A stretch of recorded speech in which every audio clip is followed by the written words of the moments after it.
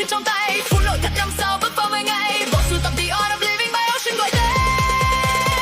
Set concept sao phương cách chưa sống bật lên, babe, sunshine babe. Biển gọi tên mình ta lên vai, ngày babe, sunshine babe. Ngày làm city tối chiều bên mây, ocean breeze, city vibe. And in life we feel alive, babe, sunshine babe. Không chỉ đi nghỉ, we live that way. Check it. At an urban one step, many hubs. Ăn uống shopping, làm đẹp only one club. Eden festival hub, đem lên là sáng Seavers Hall, sang gallery, luminous square gọi anh em. Aqua retreat, pool xanh liên hoàn, gym, yoga, wellness, body luôn fresh toàn phần. Jet ski, cano, beach, park máy khơi, tuổi trẻ bên biển, high energy không rời. Giá tô thơm mát, nghe khéo nói thôi nha. 20% smart một nhìn xa, muốn nghỉ thì nghỉ, muốn cho thuê thì cho thuê. On the key, on the flow, on your way.